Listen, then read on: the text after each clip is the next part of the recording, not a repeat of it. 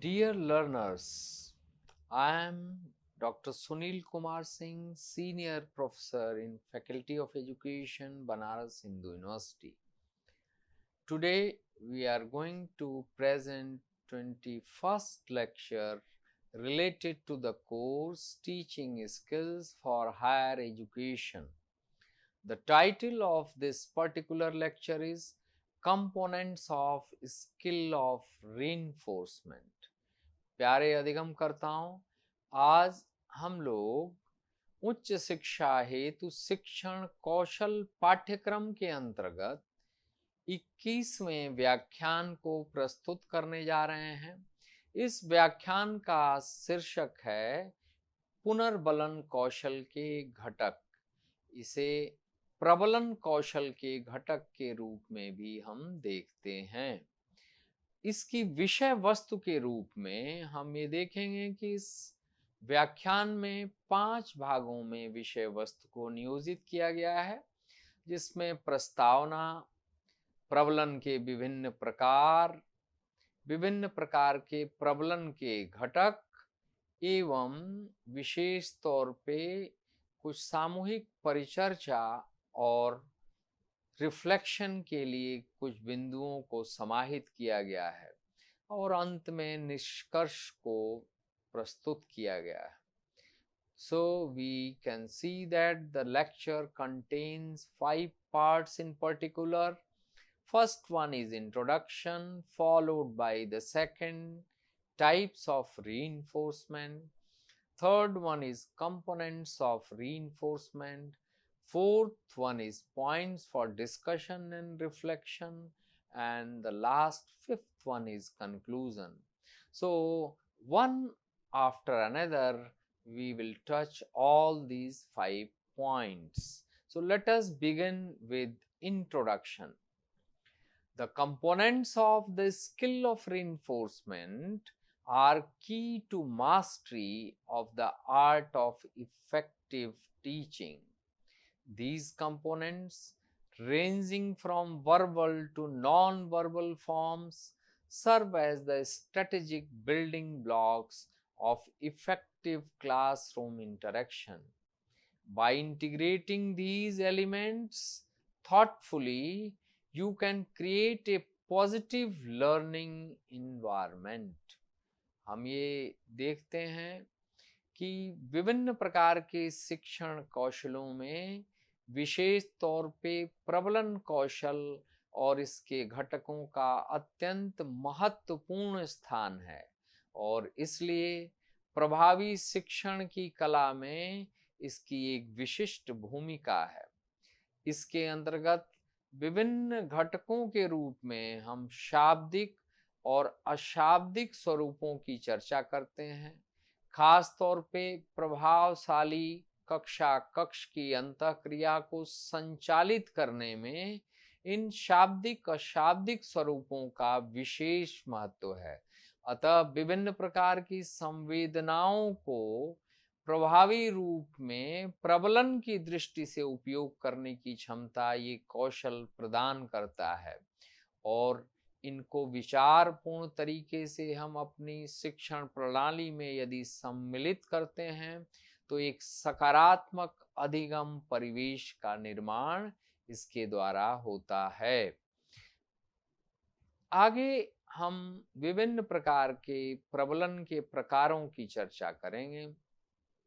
We'll discuss about different types of reinforcement in this interaction. Now, first one is positive reinforcement.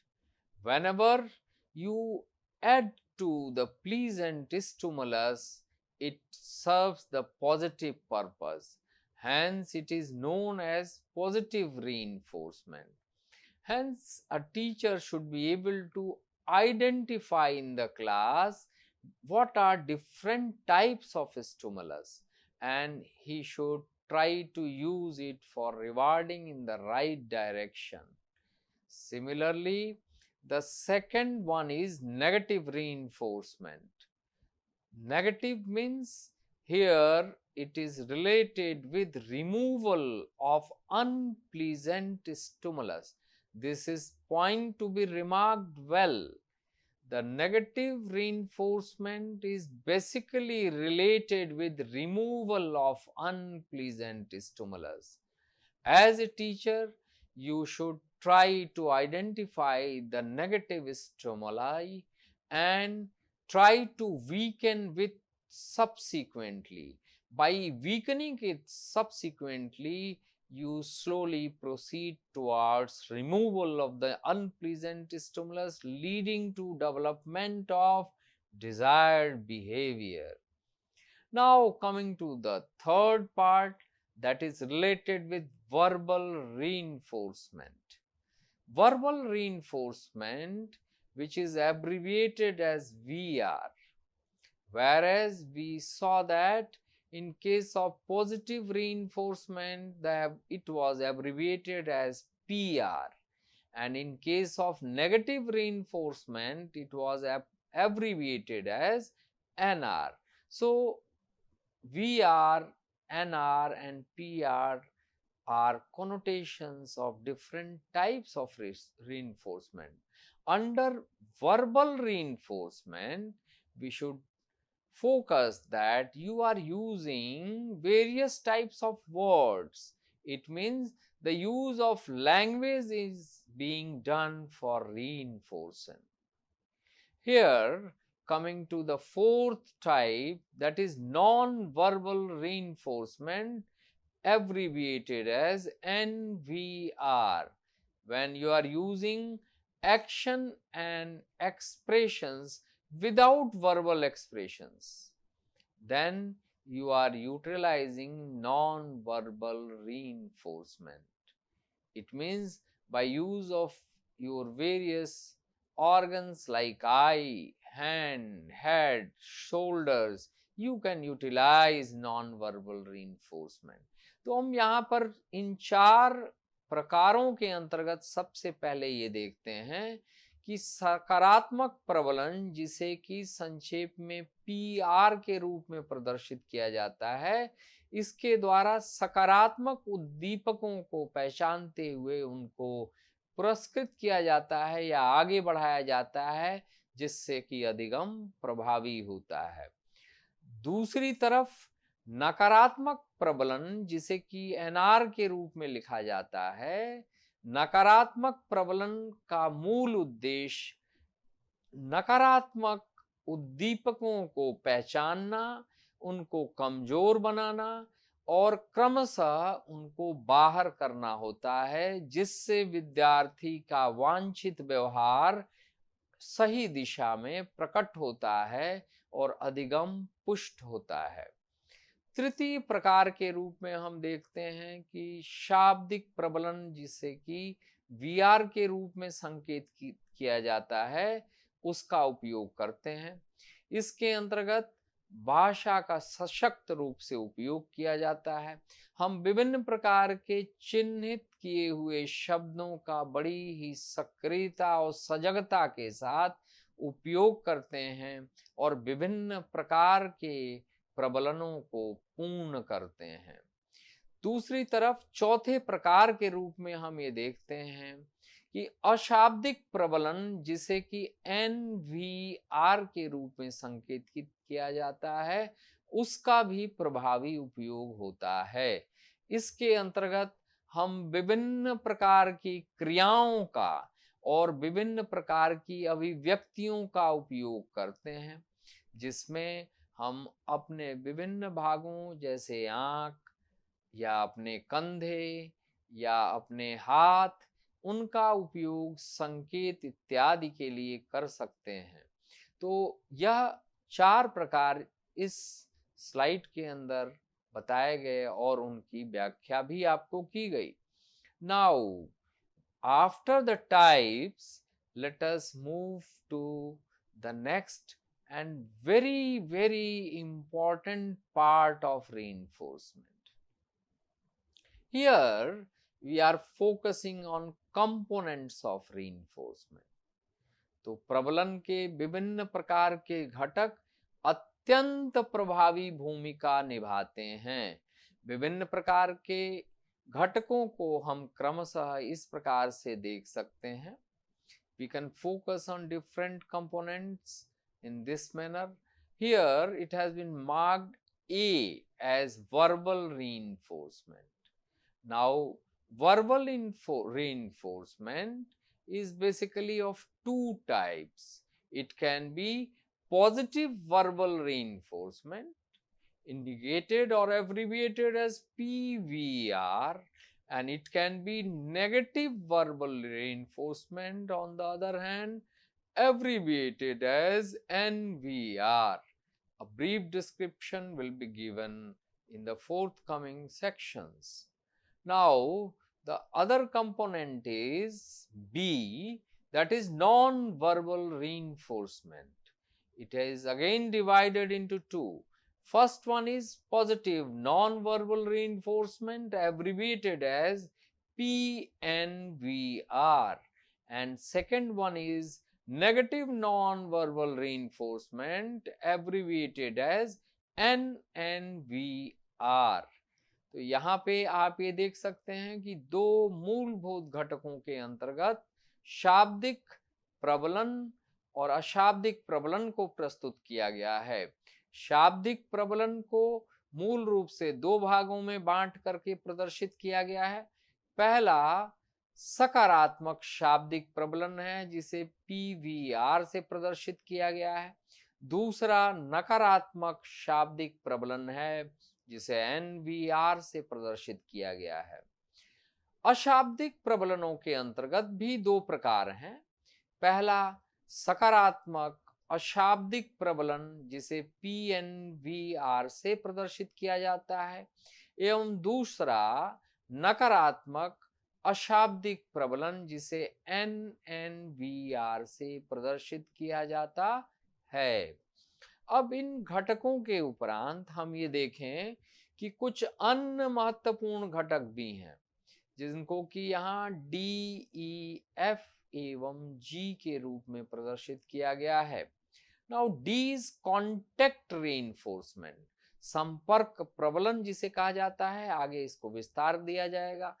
E proximity reinforcement है जिसे समीपता प्रबलन कहा जाता है।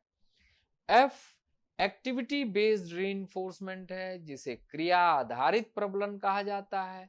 और G token reinforcement है जिसे हम विशेष तौर पे एक टोकन प्रबलन के रूप में भी कह सकते हैं। इनको आगे के भागों में थोड़ा विस्तार प्रदान किया गया है जिससे आपकी समझ और प्रगाढ़ हो सके। तो आइए सबसे पहले प्रारंभ करते हैं शाब्दिक प्रबलन के घटकों से। शाब्दिक प्रबलन के प्रथम घटक के रूप में सकारात्मक शाब्दिक प्रबलन को लिया गया है। The positive verbal reinforcement is the first part under verbal reinforcement component. Here some very important examples to be remembered and used have been given, like affirming phrases and statements should be used. The teacher should be able to draw attention of the student. If you are using affirming phrases and statements, they are going to help your class grow up in a positive direction. Similarly, the praise words such as good, excellent, fantastic, they should be used by the teacher to motivate the student positively. Other phrases which are used for encouragement are, if the student is doing something and he is doing or she is doing appropriately, you can say continue, go ahead. So these are encouragement phrases. Similarly, response validation can be done. If someone is responding correctly, you can say correct. If somebody is saying something rightly, you can say with emphasis right, or you can say very right. And if somebody is in a proper direction, you can say yes. So these are response validations. Now, acceptance of student feelings and ideas should be also promoted. If a student is projecting some sort of feeling and ideas, you should readily accept it and then proceed further. Similarly, there are different ways of rephrasing and summarizing student responses. They should be utilized. If the students are saying something correctly, you can rephrase in your own words. You can summarize the student response. It is positively used to reinforce. Hence, it is very important.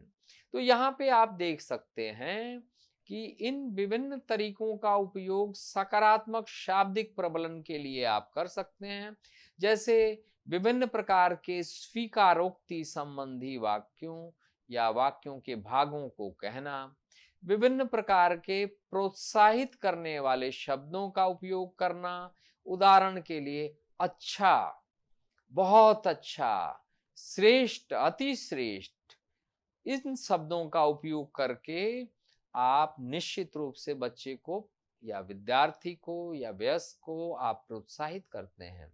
इसी प्रकार से प्रबलन का उपयोग करते हुए अगर कोई सकारात्मक दिशा में बढ़ रहा है तो आप कह सकते हैं हाँ ठीक है, इसी तरह से आप आगे बढ़ें। आप ये भी कह सकते हैं आपने सही कहा, ये ऐसा ही है। तो you can always validate something. आप उनके अंदर विश्वास को जागृत करते हैं। इसी प्रकार से विद्यार्थियों की विभिन्न प्रकार की फीलिंग्स और उनके विचारों को भी हमें स्वीकार करना चाहिए और कक्षा में उन्हें बोलने के लिए, सहभागिता करने के लिए प्रोत्साहित करना चाहिए। विद्यार्थियों की प्रतिक्रियाओं को सही रूप से सही फ्रेजेस में हम यदि रखते हैं कक्षा में, या उसने कोई सही बात कही है तो उसको पुनः अपने शब्दों में हम यदि कक्षा में रखते हैं तो स्वतः विद्यार्थी को प्रोत्साहन देने वाला होता है। इस प्रकार यह अत्यंत ही प्रभावी प्रबलन की प्रक्रिया है। In the second part, you are negative verbal reinforcers. The negative verbal reinforcement can be reflected through the following. Now, it can be corrective verbal feedback.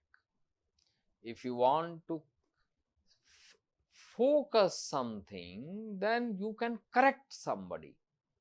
If you can reduce the negative stimuli and you can correct it in the positive direction.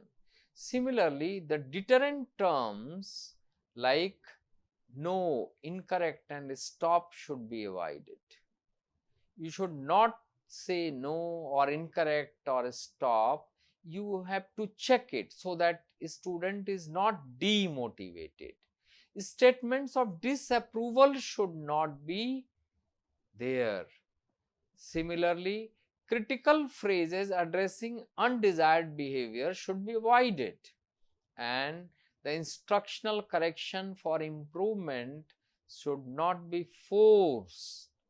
The verbal redirection of inappropriate responses may be utilized in a proper way. तो नकारात्मक शाब्दिक प्रबलकों के रूप में हम ये देख सकते हैं कि विभिन्न प्रकार के शब्दों जैसे नहीं, गलत है, रुक जाओ, इन सब का उपयोग नहीं करना चाहिए। बहुत प्रकार की नकारात्मक कथनों का उपयोग नहीं करना चाहिए, आलोचनात्मक तरीके नहीं अपनाने चाहिए और विभिन्न प्रकारों से अनुदेशन को बलपूर्वक सही कराने की चेष्टा नहीं करनी चाहिए। हमको धीरे धीरे नकारात्मक व्यवहारों को कम प्रदर्शित करना चाहिए, इससे हमारी कक्षा प्रभावी बनती है।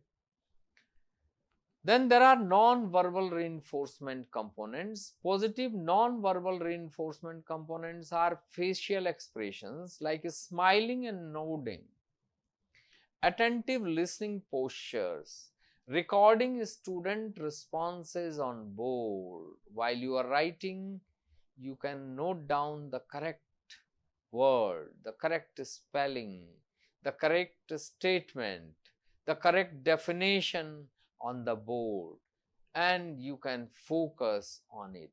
So this is a positive non-verbal reinforcement. You can maintain eye contact with the student. Your gestures of approval and encouragement will be useful. Your body language conveying acceptance through hands, etc., through your head, etc., your eyes can be useful. हम ये देख सकते हैं कि हम विभिन्न प्रकार के अशाब्दिक प्रबलन के सकारात्मक तरीकों को अपना सकते हैं, जैसे चेहरे के हाव भाव के द्वारा, जिसमें थोड़ा सा मुस्कुराते हुए, या स्वीकारोक्ति के द्वारा, या विशेष तौर पे ध्यान पूर्वक सुनने का भाव या मुद्रा यदि हम बना के रखें कक्षा में, तो विद्यार्थी आकर्षित महसूस करेगा। इसी प्रकार से विद्यार्थी के विभिन्न प्रकार की प्रतिक्रियाओं को, उसके उत्तरों को बोर्ड पर, श्याम पट पर या ग्रीन पट पर या सफेद पट पर आप लिख सकते हैं, और यह उसको प्रोत्साहित करता है। विद्यार्थियों के साथ यदि आंख संपर्क बनाए रखा जाए तो वह भी उसको सक्रिय बनाए रखता है, सकारात्मक दिशा में ले जाता है। विभिन्न प्रकार के हाव भावों का प्रदर्शन, जिसमें आप किसी चीज की स्वीकारोक्ति या उसको बढ़ावा दे सकते हैं, वह अत्यंत ही लाभप्रद होते हैं। इसी प्रकार के शरीर के विभिन्न प्रकार के हाव भाव जो स्वीकारोक्ति को दर्शाने वाले होते हैं, वह अत्यंत प्रभावशाली होते हैं। Now coming to the other parts, negative non-verbal reinforcement. Your raised eyebrows of concern are negative non-verbal reinforcers. Then your stares to disapprove inappropriate behavior, they are negative non-verbal reinforcers. Your head movements signaling disagreement, they are non-verbal negative reinforcers. Gestures indicating need for correction and facial expressions conveying disappointment are your negative non-verbal reinforcers. Body language showing disapproval, they are also ultimately negative non-verbal reinforcers. So here you will see that you are going to weaken certain types of stimuli by use of your eyebrows, your stares, your head movements, your gestures, your facial expressions and your body language. तो हम यहाँ पे ये देख सकते हैं कि विभिन्न प्रकार के नकारात्मक भावों के द्वारा हम विशेष तौर पे विद्यार्थी की नकारात्मक प्रवृत्तियों को चेक कर सकते हैं, जैसे किसी चीज को देखते हुए या सुनते हुए अपने बाहों को ऊपर करना या सिकोड़ना, यह विशेष तौर पे आपके कंसर्न को दिखाता है। आप घूर करके किसी चीज को देखें, कोई भी नकारात्मक व्यवहार हो तो उसको घूर करके देखना, या नकारात्मक संकेत करते हुए सिर को हिलाना, या विभिन्न प्रकार के हाव भावों के द्वारा जिसमें कि सही दिशा में बढ़ने की गुंजाइश हो। आप अपने चेहरे के विभिन्न प्रकार की मुद्राओं के द्वारा भी नकारात्मक रूप से उनको आगे बढ़ने से रोक सकते हैं। विभिन्न प्रकार के शरीर के भाषा संकेतों का भी आप उपयोग कर सकते हैं। तो यहाँ पर थोड़ा भेद करने की चेष्टा है कि अशाब्दिक रूप से जब हम इसको करते हैं तो निश्चित रूप से यह संकेत के माध्यम से किया जाने वाला प्रबलन होता है। दूसरी तरफ हमने देखा कि पॉजिटिव जो नॉन वर्बल रीइंफोर्समेंट थे, उसमें हम विभिन्न प्रकार के संकेतों को सकारात्मक पक्षों को या संवेदनाओं को बढ़ाने के लिए करते हैं।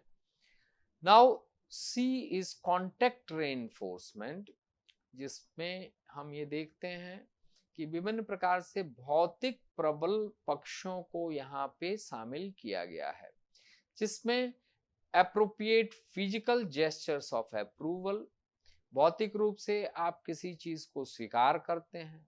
PAT on the back for encouragement, उसकी पीठ को थपथपाते हैं।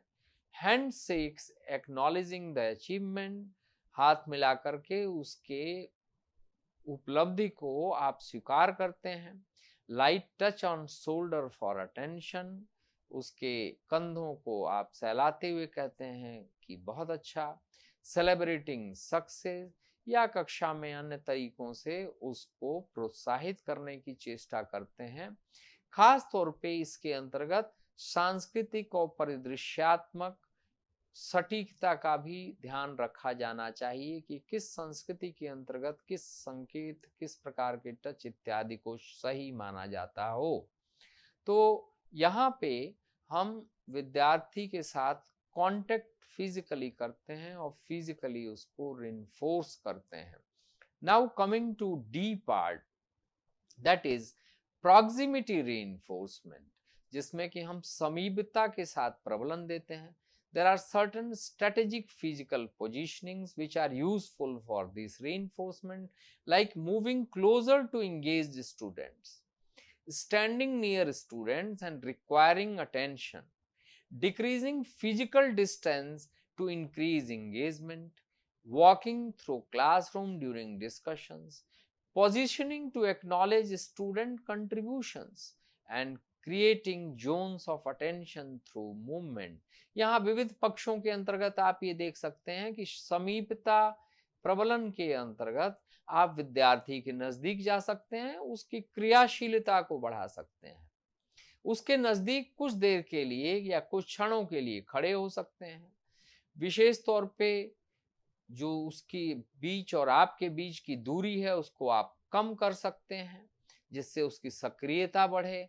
कक्षा में आप एक जगह से दूसरी जगह तक संवाद को केंद्रित और नियंत्रित करने के लिए भी उपयोग कर सकते हैं, और विशेष तौर पे विद्यार्थी के योगदान को सराहने के लिए आप अपने स्थान को परिवर्तित कर सकते हैं। विभिन्न प्रकार के क्षेत्रों का विकास कर सकते हैं जिसमें आप विशेष रूप से ध्यान रखें या उनको आगे बढ़ाने के लिए विशेष प्रयास करें।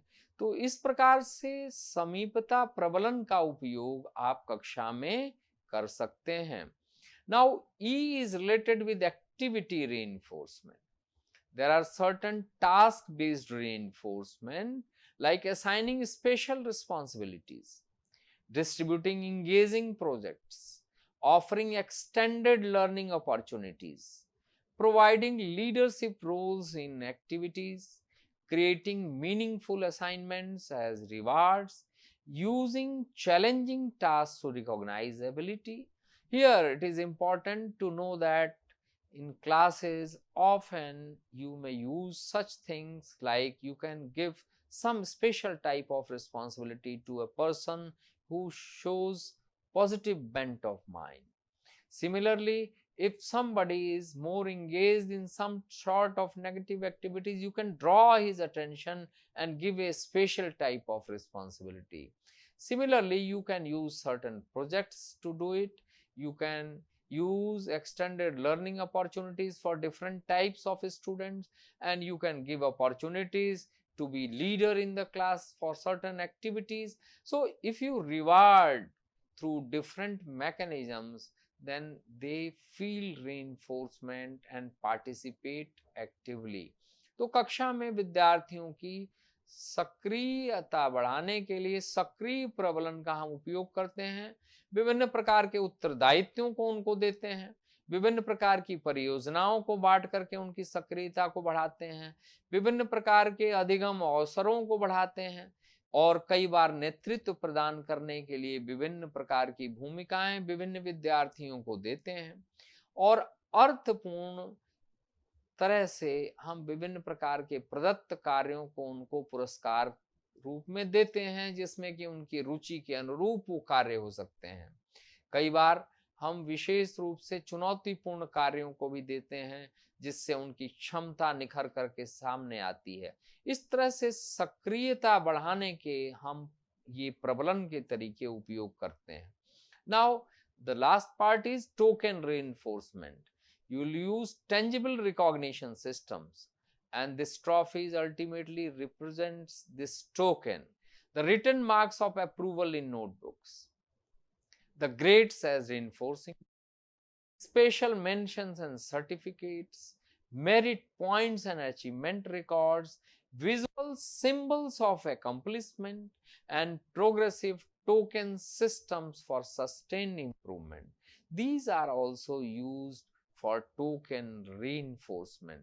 तो इस तरह से हम विद्यार्थी को प्रोत्साहित करने के लिए कई बार उनको नंबर देते हैं नोटबुक्स में, कई प्रकार से ग्रेड्स देते हैं, विशेष तौर पे हम कुछ टिप्पणी देते हैं, कुछ पुरस्कार स्वरूप प्रमाण पत्र देते हैं, कुछ विभिन्न प्रकार के मेरिट आधारित अंकों को भी प्रदान करते हैं, कई प्रकार के विजुअल संकेतों को भी हम प्रोत्साहन के रूप में यूज करते हैं। इस तरह से हम विद्यार्थी के लगातार प्रगति को संज्ञान में रखते हुए हम उसको विभिन्न तरीके पुरस्कृत करते हैं। यह भी प्रबलन का एक विशेष तरीका है। Now points for discussion and reflection for you all. How can you incorporate reinforcement in your teaching? Now you think for your subject. आप अपने विषय के संदर्भ में सोचें कि आप प्रबलन को अपने शिक्षण में कैसे समाहित कर सकते हैं। What types of reinforcement work best for your discipline?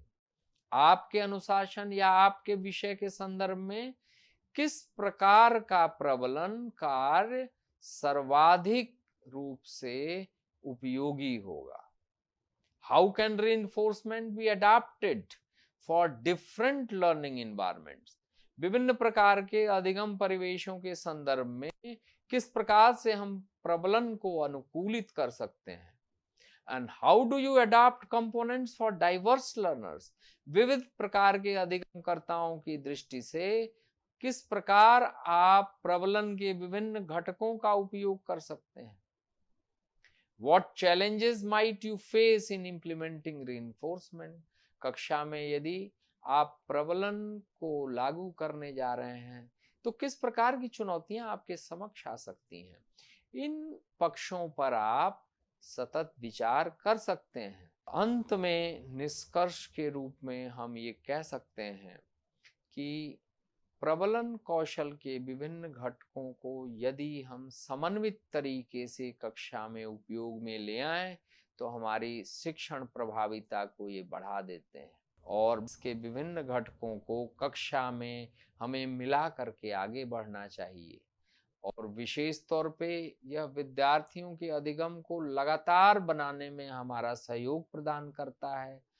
इस तरह से इन घटकों को एक उपकरण के रूप में ही नहीं बल्कि विशेष तौर पे जरूरी घटकों के रूप में और तत्वों के रूप में हमको उपयोग में लाना चाहिए।